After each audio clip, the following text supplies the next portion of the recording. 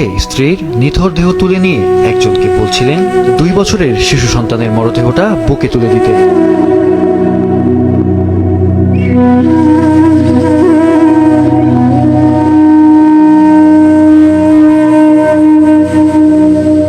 এরপর পাশে কান্নায় ভেঙে পড়া ছোট্ট মেয়ের হাত ধরে নির্বাক হয়ে হাঁটছেন এক বাবা।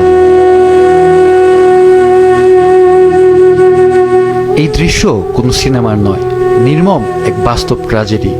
এই মুহূর্তে সমগ্র পৃথিবীতে একজন পুরুষের কাছে এর চেয়ে ভারী বোঝা আর কি কিছু হতে পারে? হয়তো না। বুধবার রাত 8টার দিকে নরসিংদী রেলওয়ে স্টেশনের 2 নম্বর প্ল্যাটফর্ম এলাকায় ঘটে এই মর্মান্তিক দুর্ঘটনা। ঈদের কেনাকাটা শেষে বাড়ি ফিরছিলেন সাথী আক্তার ও তার পরিবার। ঢাকাগামী আন্তনগর মহানগর এক্সপ্রেস ট্রেনের একটি বগির দরজা দিয়ে উঠে অন্য দরজা দিয়ে নেমে রেললাইন পার হওয়ার সময় দ্রুতগতির কক্সবাজার এক্সপ্রেস ট্রেনের ধাক্কায় ঘটনাস্থলেই নিহত হন সাথী আক্তার ও তার 2 বছরের ছেলে হাসান। মানে আমার 8টা সাইডে যাওয়া যাবার ট্রেন ড্রাইভার যাবার আমি কুম্বান দিয়েছি, তাতে দৌড় দিতে গেছে বড়। তারপর আমার কুম্বানটা উঠছে না। এই ট্রেনের সামনে গিয়ে নগদ বাড়ি দেখাইয়া মানে আমার পুতো নাই, বউ নাই ভাই। আমার মায়ের ভাই থাকতে না মাছারা রেখে রেখে আমার না মাছারা। আমি কি করতাম আল্লাহ।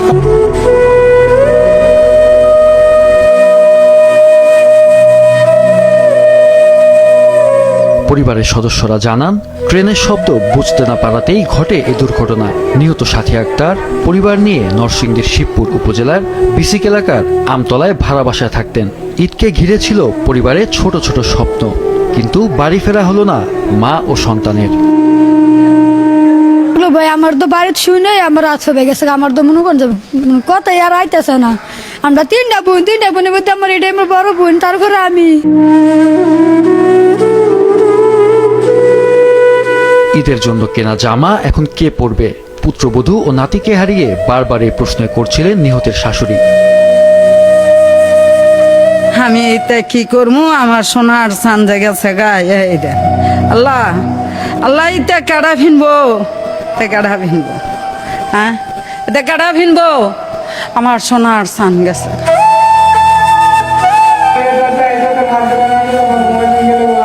ঘটনার পর স্থানীয়দের মাঝে ক্ষোভ দেখা যায়।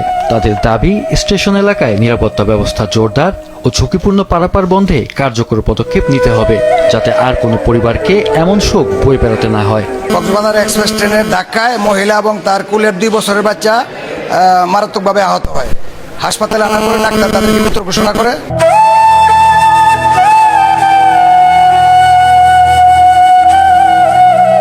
ঈদের আনন্দের বাজার শেষে ঘরে ফেরার কথা ছিল হাসি মুখে, অথচ সেই পথে কেড়ে নিল মা আর সন্তানের প্রাণ।